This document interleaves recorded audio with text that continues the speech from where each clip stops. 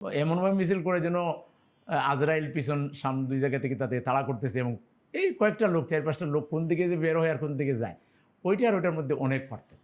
আমাদের নেতৃবৃন্দ যখন কোর্টে গিয়েছেন তারা বিচ্ছিন্ন প্রদর্শন করেছেন, তাদেরকে মানুষ দেয়া, আমরা যেমন প্রিজন ব্যান দিয়ে যাইতাম কোর্টে আসা যাওয়া করতাম কাশিমপুরে, রাস্তায় গাড়ি থামিয়ে মানুষ আমাদের মাথা খাওয়াইতো, আমাদেরকে জুস দিত, টাকা দিত। হাসিনা ছাড়া হাসিনার সকল চরিত্রই বিএনপি প্র্যাকটিস করতেছে। মোটেই না, মোটেই না।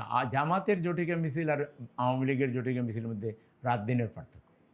জামাত সেই সময় যে মিছিল করতো এগুলোকে জটিকা বলা যায় না, এক একটা মিছিলে 1000, 2000, 5000 লোক পর্যন্ত হইতো, লম্বা মিছিল হতো, মিছিলের সারি অনেক দীর্ঘ হইতো।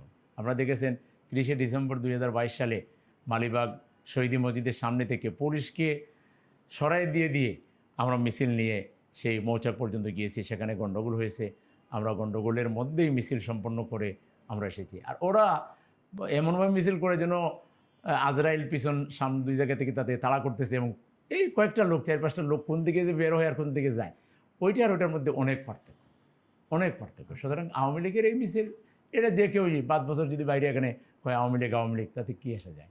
আওয়ামী লীগ কার্যত শিশু হত্যার মাধ্যমে, নারী হত্যার মাধ্যমে, শ্রমিক হত্যার মাধ্যমে এবং রাষ্ট্রযন্ত্রকে জনগণের বিরুদ্ধে ব্যবহার করে এমন এক জায়গায় চলে গেছে, এটা বিএনপি, জামাত, হেফাজতের সাথে তার শুধু একটা ক্লেশ না, এটা অনাগত 50 বছর পর্যন্ত যে শিশু, মানে 4র্থ শ্রেণীর যে শিশু মারা গেছে, এই শিশুর সাথী শিশু যারা, তারা আগামী 50 বছর এই ঘটনাগুলো বলবে না।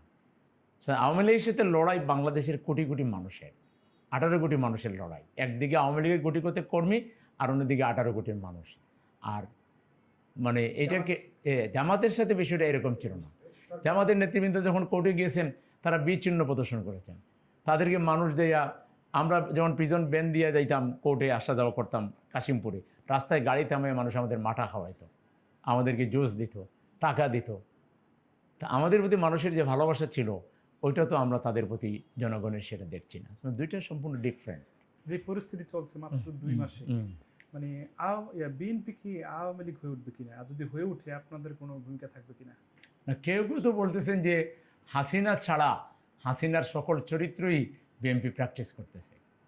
শুধু হাসিনা ব্যক্তিটা নাই, কিন্তু হাসিনার যত আমল আছে, বদ আমল, হাসিনা এভাবে বেশি বেশি সংবিধানের দোয়াই দিত এবং বেশি বেশি করে মানে মানুষদেরকে ব্লাফ মারত, বিভিন্ন ধরনের বিভ্রান্তি তৈরি করত, একই চরিত্র তো এনারা করছেন বলে অনেকে বলছেন। সেই কারণে বিরোধী দল হিসেবে আমরা পার্লামেন্টে জোরালোভাবে আমাদের প্রধান বিরোধী দলের নেতা ডক্টর শফিকুর রহমান সাহেবের নেতৃত্বে এমপিরা কথা বলছেন, ওয়াকআউট করছেন, সাংবাদিক সম্মান করে জানাচ্ছেন।